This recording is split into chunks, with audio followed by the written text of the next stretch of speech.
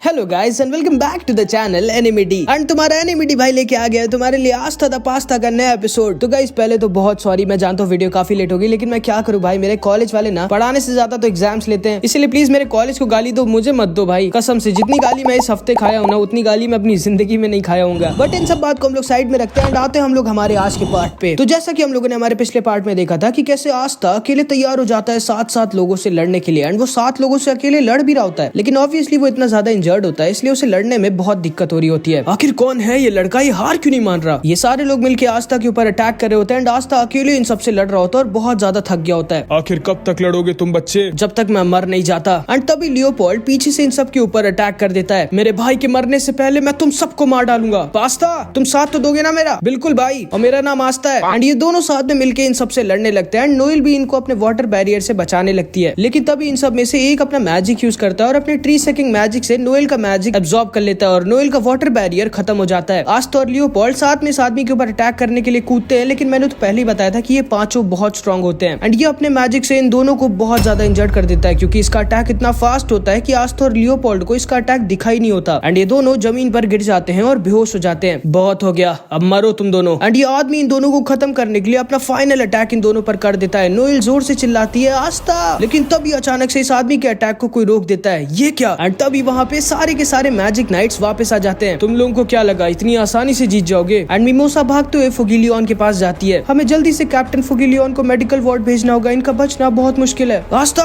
तुम ठीक तो? एंड आस्था बहुत ज्यादा इंजर्ड हो चुका होता है। नोज़ेल बोलता है तुम लोगों ने जो किया है उसके लिए मैं तुम लोगों को बहुत गंदी मौत दूंगा। ऐसी बात है क्या? एंड तभी नोज़ेल इन लोगों के ऊपर अटैक कर देता है, बट तभी ये लड़की अपना मैजिक यूज करती है, सैलामेंडर मैजिक, एंड वो अपने मैजिक से अपने आसपास एक सैलामेंडर बना देती है जो नोज़ेल के अटैक को एब्जॉर्ब कर लेता है एंड ये सैलामेंडर सारे के सारे मैजिक अटैक्स को एब्जॉर्ब कर सकता है और जितने ज्यादा अटैक से एब्जॉर्ब करेगा उतना ही ज्यादा स्ट्रांग होता जाएगा। एंड तभी ये लड़की आस्था को भी अपने सैलामेंडर से किडनैप कर लेती है। नोज़ेल समझ जाता है कि ये लोग कोई मामूली क्रिमिनल्स नहीं है। अभी तो हम लोग यहाँ से जा रहे हैं, लेकिन हमारा नाम याद रखना तुम सब मैजिक नाइट्स। हमारा नाम है आई ऑफ द डार्क सन और एक दिन हम लोग पूरा क्लोवर किंगडम तबाह कर देंगे। एंड तभी ऑबिटो के टेलीपोर्टेशन मैजिक से ये सब वहाँ से आस्था को लेके भाग जाते हैं। हमें जल्दी कुछ करना होगा, वो लोग आस्था को ले गए। हमारे पास अभी एक कॉमनर की चिंता करने का टाइम नहीं है, हमें हमारे क्लोवर किंगडम का ध्यान रखना होगा। लेकिन कैप्टन नोज़ेल सही कह रहे हैं नोएल, हमें नहीं पता कि वो लोग आस्था को कहाँ लेकर गए होंगे। अभी हमारे क्लोवर किंगडम को हमारी जरूरत है, हमें दोबारा से अपने किंगडम को सेव करना होगा। मिमोसा क्या ये दोनों बच पाएंगे? मैं लियोपोल्ड को तो बचा सकती हूँ, पर फुगिलियन सर का बचना बहुत मुश्किल है। हमें जल्दी इन्हें मैजिक हॉस्पिटल लेके जाना होगा, जिसपे सॉलिड और नेब्रा फुगिलियन पे हंसने लगते हैं। देखो तो क्रिम्सन लायंस का कैप्टन कितना वीक और बेसहारा है, और अब तो इसके पास एक हाथ भी नहीं है। लेकिन तभी नोज़ेल इन दोनों को चुप करा देता है और कहता है भले ही उसके पास एक हाथ ना हो, लेकिन फिर भी वो तुम दोनों को आसानी से अकेले हरा सकता है, इसलिए चुप रहो। एंड ये दोनों चुप हो जाते हैं। उसके बाद ये सारे के सारे मैजिक नाइट्स पूरे क्लोवर किंगडम में फैल जाते हैं अपने किंगडम को दोबारा से सेव करने के लिए, लेकिन बेचारी नोएल सिर्फ आस्था के बारे में ही सोच रही होती है। इधर हम देखते हैं सारे लोग आस्था को लेके वापस अपने बेस पे आ जाते हैं। डैड, लीडर तुम पे खुश नहीं होंगे क्योंकि भले ही हम मिशन में पास हो गए, लेकिन तुम्हारी वजह से कार्ला पकड़ी गई। चिंता मत करो, लीडर कभी भी जाके उसको छुड़ा सकते हैं। एक मिनट शैली, तुम्हें इसे अंदर लेके नहीं आना चाहिए, इसे यहीं पे खत्म कर दो। क्या? बिल्कुल नहीं, मुझे इसके ऊपर एक्सपेरिमेंट करना है, मुझे देखना है कि इसके अंदर क्या है। सैली तुम जानती हो लीडर को ऑर्डर है कि कोई भी उनकी इजाजत के बिना हमारे बेस के अंदर नहीं आ सकता, जल्दी से मार दो इसे। एंड तभी आस्था भी होश में आ जाता है। ये क्या, मैं हिल क्यों नहीं पा रहा? ओह तो तुम होश में आ गए। प्लीज इन लोगों से कहो ना कि मुझे तुम्हें मारने के लिए ना कहें, मुझे तुम्हें अंदर लेके जाके तुम्हारे ऊपर एक्सपेरिमेंट करना है, मुझे देखना है कि तुम्हारा दिल कैसा दिखता है। ये लड़की पागल है, मुझे जल्दी यहाँ से निकलना होगा, लेकिन मैं निकलूं कैसे, मैं तो हिल भी नहीं पा रहा। एंड ये सारे लोग अपने बेस के अंदर घुस जाते हैं और आस्था बहुत ज्यादा डरा हुआ होता है और उसे समझ में नहीं आ रहा होता कि वो क्या करे। लेकिन तभी अचानक से ये सारे लोग बहुत शॉक्ड रह जाते हैं क्योंकि इनके सामने खड़े होते हैं द विज़र्ड किंग। ये क्या, विज़र्ड किंग? तुम लोगों को लगा भी कैसे कि तुम लोग मेरे किंगडम पे अटैक करके जिंदा बच के निकल जाओगे? मैं चाहता तो तुम लोगों को अटैक करने से पहले ही पकड़ लेता, लेकिन मैंने ऐसा नहीं किया क्योंकि मुझे तुम्हारे लीडर से जो मिलना था। सारे लोग एक साथ मिलकर अटैक करो। एंड इससे पहले कि ये लोग विज़र्ड किंग के ऊपर अटैक करते, विज़र्ड किंग 1 सेकंड में इनके सामने के 2 बंदों को निपटा देते हैं। इतना फास्ट कोई कैसे हो सकता है? आस्था को यकीन नहीं होता कि विज़र्ड किंग कितने फास्ट है। ऑबिटो समझ जाता है और सोचता है कि नहीं, हम सारे मिलके भी विज़र्ड किंग को छू भी नहीं सकते, हमें यहाँ से भागना होगा, लेकिन हम विज़र्ड किंग के रहते यहाँ से भाग भी नहीं सकते। चलो ठीक है, जब तक तुम लोगों का लीडर यहाँ पे आता है तब तक हम लोग एक छोटा सा गेम खेलते हैं। क्यों ना तुम सब मिलके एक साथ मेरे ऊपर अटैक करो, और अगर तुम लोगों का एक भी अटैक मुझे छू गया तो मैं यहाँ से चला जाऊंगा। एंड इसको सुनते ही ये सारे लोग एक साथ मिलके विज़र्ड किंग पर अटैक कर देते हैं, बट सामने खड़ा कौन है? Wizard king. इन सब का एक भी अटैक विज़र्ड किंग को छूता ही नहीं। विज़र्ड किंग इतने ज्यादा ज्यादा फास्ट होते हैं। आस्था को यकीन नहीं होता कि जिस अटैक को आस्था देख भी नहीं पाया था, विज़र्ड किंग उस अटैक के साथ 4 अटैक्स को इतनी आसानी से डॉज कर रहे हैं। ये इतना फास्ट कैसे है? एंड तभी अचानक से विज़र्ड किंग उनके सामने से गायब हो जाते हैं और उनके पीछे खड़े होते हैं एंड अपने टाइम प्रिजन मैजिक से एक बार में ये सबको पकड़ लेते हैं। एंड हमारे विज़र्ड किंग के पास टाइम मैजिक होता है एंड विज़र्ड किंग आस्था को भी बचा लेते हैं। आस्था को यकीन नहीं होता कि विज़र्ड किंग ने अकेले इन सारे लोगों को बच्चों की तरह हरा दिया। आस्था मन में सोचता है तो ये है वो जिन्हें मुझे हराना है अगला विज़र्ड किंग बनने के लिए। मैं इनके सामने कमजोर नहीं दिख सकता। उठो आस्था। एंड आस्था विज़र्ड किंग के सामने किसी तरह दोबारा से खड़ा हो जाता है। मुझे देख के अच्छा लगा आस्था कि तुम ठीक हो। और तुम सब लोग ये बताओ कि ये टैबलेट क्या चीज है? एंड इसमें तो कुछ पत्थर घुसे हुए हैं। मैं देख सकता हूँ इसमें अभी भी कुछ जगह खाली है। क्या होगा जब तुम लोग इसमें सारे के सारे मैजिक स्टोन्स लगा दोगे? और शायद तुम लोगों को याद होगा जैसा हम लोगों ने पार्ट 3 में देखा था कि जब आस्था ने आइस को हराया था तब नेरो आस्था के पास एक मैजिक स्टोन लाई थी एंड यही वो मैजिक स्टोन है जिसे आई ऑफ द डार्क सन वाले कलेक्ट करे एंड ये सारे के सारे मैजिक स्टोन्स जमा करके इस टैबलेट पे लगा रहे हैं। एंड जब सारे के सारे मैजिक स्टोन्स इस टैबलेट पे लग जाएंगे तब तुम्हें यकीन नहीं होगा कि क्या होगा, और वो भी हम लोग आगे देखेंगे। तो जैसे कि हम लोगों को पता है कि एक मैजिक स्टोन अभी भी नेरो के पास है। जल्दी बताओ तुम लोग, मेरे पास इतना टाइम नहीं है। चलो ठीक है, जो भी मुझे पहले बताएगा मैं उसे जिंदा छोड़ दूंगा। कुछ तो बोलो। अरे एक मिनट, मैं तो भूल ही गया। मेरे मैजिक की वजह से तुम लोग सांस भी नहीं ले सकते, तो बोलोगे क्या? सॉरी। चलो मैं फिर से तुम सबको आजाद कर देता हूँ। लेकिन तभी अचानक से विज़र्ड किंग को किसी के आने की भनक होती है। ओ तो तुम आ गए। आस्था तैयार हो जाओ। एंड तभी इन दोनों के पीछे एक बहुत जोर की रोशनी जलती है, इतनी तेज की आस्था को अपनी आंखें बंद करनी पड़ती है। एंड तभी इन दोनों के सामने आ जाता है हमारी एनिमे का मेन विलेन लाइट। एंड ये कितना स्ट्रॉन्ग होता है ये अभी तुम समझ जाओगे। आस्था अपनी पलकों को सिर्फ एक बार झपकाता है और तभी वो लाइट गायब हो जाती है और उसके साथ वो लाइट, वो सारे लोग और वो टैबलेट भी गायब हो जाता है। आस्था को कुछ समझ में नहीं आता कि ये क्या हुआ विज़र्ड किंग?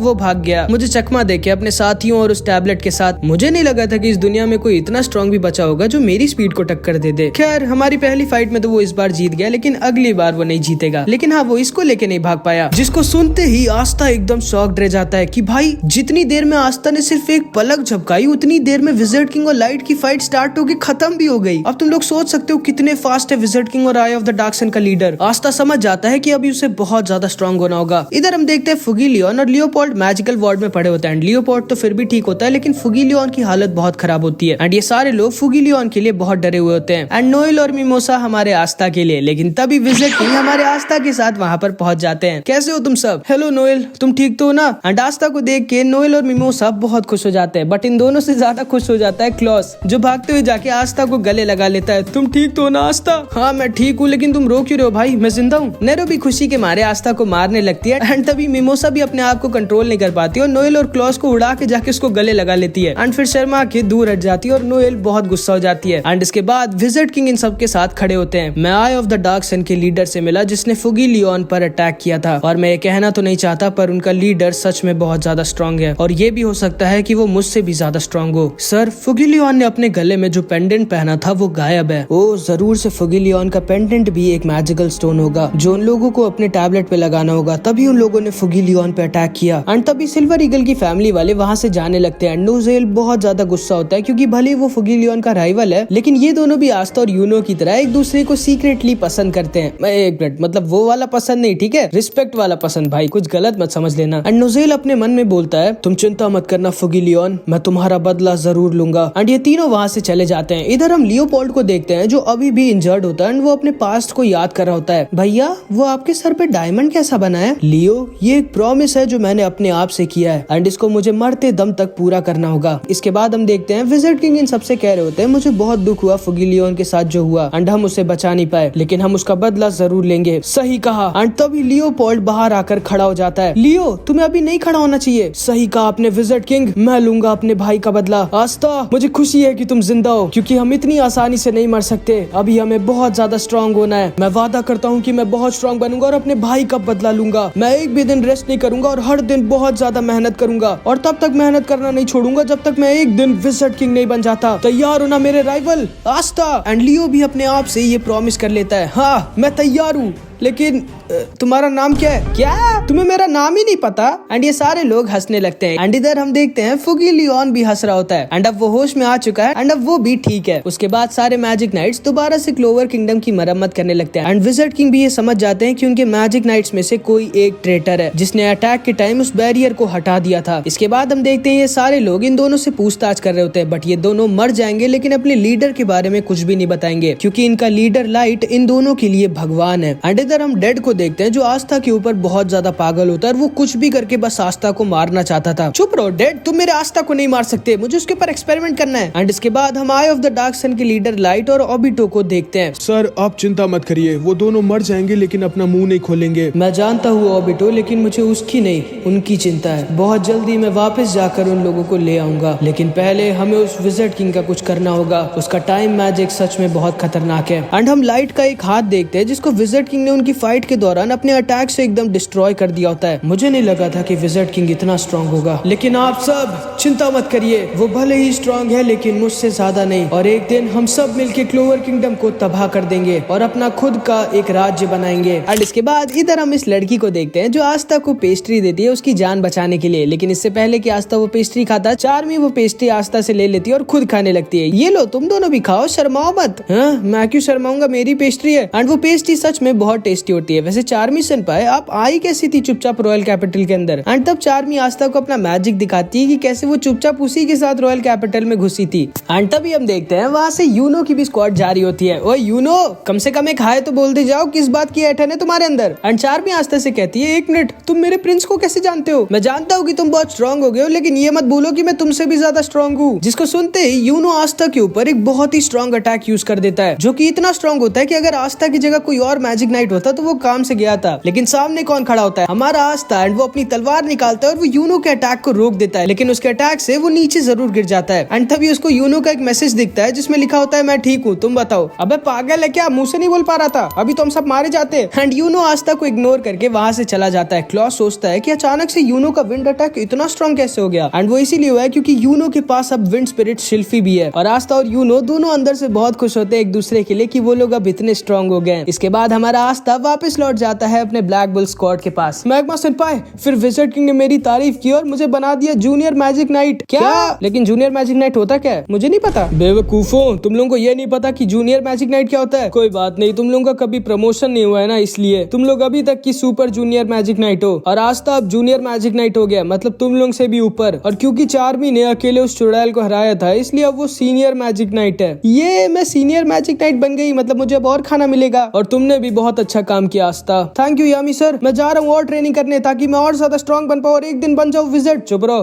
पागल हो क्या? जाके थोड़ा रेस्ट कर लो वरना रेस्ट इन पीस हो जाओगे। मुझे रेस्ट की जरूरत नहीं है, तुम्हें है गधे। लेकिन मैं करूंगा क्या अपने रेस्ट पे? मेरे साथ चलो, आज मैं तुम्हें एक ट्रिपल डेट पे लेके चलता हूँ। क्या डेट? एंड नोएल एकदम शॉक्ड रह जाती है क्योंकि उसका प्यारा आस्था डेट पे जा रहा होता है। और फिर फिनरल आस्था और मैक्स के साथ कोयल टाउन पहुंच जाता है। एंड उसके पीछे चुपचाप नोएल भी आ जाती है क्योंकि वो नहीं चाहती थी कि उसका प्यारा आस्था किसी और लड़की के साथ डेट पे जाए, जैसे कि इस गधे को कोई लड़की पसंद करेगी। उसके बाद ये तीनों के तीनों एक होटल में आ जाते हैं जहाँ पर इन तीनों की 3 लड़कियों के साथ एक मिक्स डेट होती है। ठीक है, मैं हमारी डेट को स्टार्ट करता हूँ। मेरा नाम है फिनरल और मैं 21 साल का हूँ। और फिनरल इन तीनों को एक एक फ्लावर दे देता है और ये तीनों लड़कियाँ खुश हो जाती हैं। बहुत अच्छे, अभी तक की तो हमारी डेट सही जा रही है। तुम्हारी बारी मैक्स, अपने बारे में बताओ कुछ। ओह मेरी बारी। मेरा नाम है मैक्स और मैं 18 साल का हूँ और मुझे लोगों को जान से मारना बहुत पसंद है। मुझे मजा आ जाती है जब मैं लोगों का खून देखता हूँ, जिसे सुन के ये तीनों लड़कियां थोड़ा सा डर जाती हैं। लेकिन इन तीनों से भी ज्यादा डरा होता है हमारा आस्था, क्योंकि उसको समझ में नहीं आ रहा था कि वो क्या बोले, तो वो उठ के अपनी बॉडी दिखाने लगता है।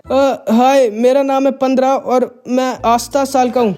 ये दोनों लड़कियां सोच रही होती हैं कि आज तो हम लोग गलत फंस गए। ये तीसरी वाली को कुछ फर्क ही नहीं पड़ रहा होता इन सबसे। एंड इस लड़की का नाम रेबेका होता है। फिनरल समझ जाता है कि लड़कियां बोर हो रही है। भाई ठीक है, अब तुम लोग भी अपना नाम बताओ। लेकिन ये तीनों कुछ भी नहीं बोलती। फिनरल सोचता है उसे जल्दी कुछ करना होगा टॉपिक को और ज्यादा इंटरेस्टिंग बनाने के लिए। अच्छा, तुम लोग जानना चाहती हो कि हम मैजिक नाइट्स क्या करते हैं? हाँ हाँ जरूर। लक, अपने कुछ मिशन के बारे में बताओ यार। हाँ हाँ जरूर। मैं अपने पिछले मिशन में कुछ लुटेरों से लड़ रहा था और मैं उन्हें जान से मार नहीं सकता था, तो मैंने उनके दोनों हाथ पैर उखाड़ कर फेंक दिए ताकि वो लोग भाग ना पाए। मुझे बहुत मजा आई थी उस दिन। ये लड़की सोचती है कि ये लड़का सही में मैजिक नाइट है या फिर कोई साइको किलर है। उसके बाद मैंने एक लुटेरे के पेट के अंदर अपना हाथ। चुप हो जा भाई, मेरे डेट की ऐसी की तैसी मत कर। आस्था, तुम बताओ तुमने कैसे रॉयल कैपिटल को बचाया था इस बार? हाँ मैंने देखा था, तुम अकेले 7 लोगों से लड़ रहे थे। ओ हाँ, वो मैं लड़ रहा था लेकिन मैं बहुत इंजर्ड भी हो गया था। एंड आस्था उठ के अपनी चोट इन सबको दिखाने लगता है। वाह, इस छेद से तो मैं तुम्हारा दिल देख सकता हूँ। ये तीनों लड़कियां वहाँ से भागना चाहती थी।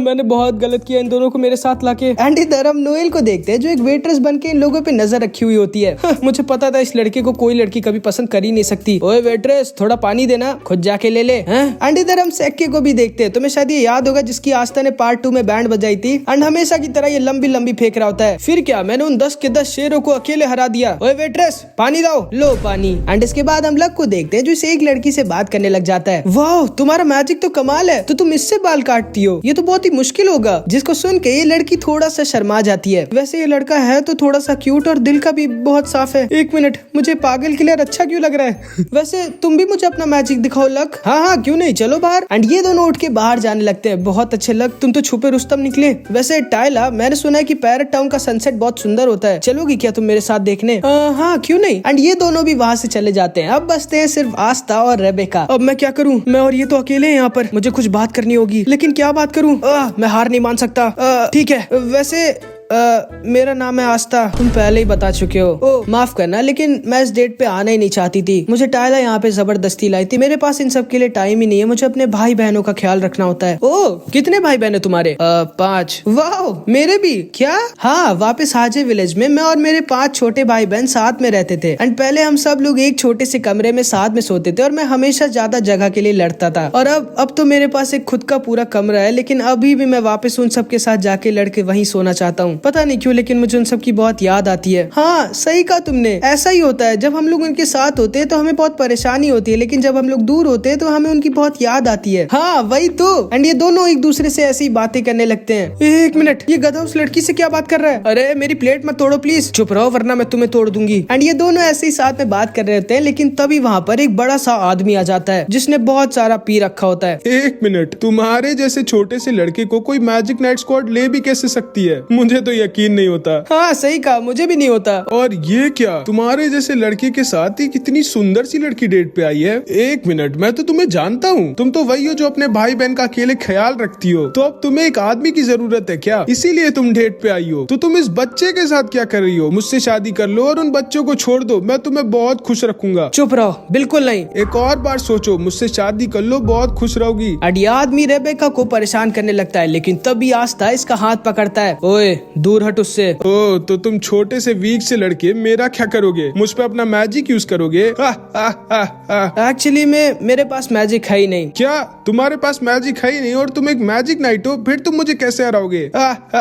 तुम्हारे जैसे को हराने के लिए मुझे मैजिक की जरूरत ही नहीं। एंड आस्था इस आदमी को एक तकिए की तरह उठा के हवा में फेंक देता है एंड ये सीधा सेक्के के ऊपर जाके गिरता है। और अब तो तुम लोग समझ गए होगे भाई, एक और लड़की पागल हो जाती है हमारे आस्था भाई के प्यार में। चलो आस्था, हमें यहाँ से भागना होगा, मुझे भी जाना होगा। ये लो, मुझे नहीं करनी जॉब। एंड आस्था और रेबेका वहाँ से भाग जाते हैं और एक गली में छुप जाते हैं। नोएल भी इनको चुपचाप देख रही होती है। थैंक यू आस्था, मुझे बचाने के लिए। कोई बात नहीं, तुम्हें कभी भी मेरी मदद की जरूरत हो तो मुझे बस याद करना। वैसे आस्था, तुम किसी को पसंद करते हो क्या? हाँ, एक है जिसे मैं बहुत ज्यादा पसंद करता हूँ। ओह, एक मिनट, कौन है आस्था जिसे बहुत ज्यादा पसंद करता है? कहीं ये मेरी बात तो नहीं कर रहा? एंड नोएल को लगता है कि आस्था उसकी बात कर रहा होता है एंड वो जोर जोर से शर्मा रही होती है, लेकिन हम लोग जानते हैं भाई कि आस्था किसके बारे में बात कर रहा होता है। वैसे आस्था, तुम कभी मेरे घर पे आओ ना और मेरे भाई बहन से आके मिलो, वो सब तुमसे मिलके बहुत खुश होंगे। हाँ हाँ ठीक है, मैं जरूर आऊंगा। मैं हार नहीं मान सकती, मुझे कुछ ऐसा करना होगा कि आस्था उस लड़की को भूल के मुझे पसंद करने लगे। एंड इधर हम देखते हैं ये दोनों लड़कियां इन दोनों को मना करके वहाँ से चली जाती है। अच्छा, वैसे रेबेका, डेट पे आके होता क्या है? क्या? तो बस गाइस, यहाँ पे हमारा पार्ट 8 खत्म हो जाता है। आई होप कि तुमको ये वीडियो अच्छी लगी होगी और अगला पार्ट मिस मत करना, अगला पार्ट बहुत मस्त होने वाला है। और हाँ, अगला पार्ट मैं इस बार जल्दी अपलोड करूंगा, मैं पक्का वादा करता हूँ। जब इस वीडियो पे 1000 कमेंट्स आ जाएंगे तो कुछ भी कमेंट जरूर से कर देना। और मेरी प्यारी सी एनिमेटी फैमिली के लिए छोटा सा गिफ्ट, ये लो, ये थोड़े बहुत फ्री के रिडीम कोड से जिन्होंने भी ये वीडियो पहले देखी उन्हें मिल जाएगा। एंड ताकि अगली बार तुम ऐसे गिव अवेज मिस ना करो तो बेल वाला आइकन जरूर से दबा देना। एंड हाँ, आई विश कि तुम लोगों का ये साल बहुत अच्छा जाए, तुम लोगों की सारी विशेष पूरी हो। अपना ख्याल रखना तुम लोग, मिलते हैं अगली वीडियो में, बाय बाय। और हाँ, तुम लोग चाहो तो ये वाली वीडियो भी देख सकते हो।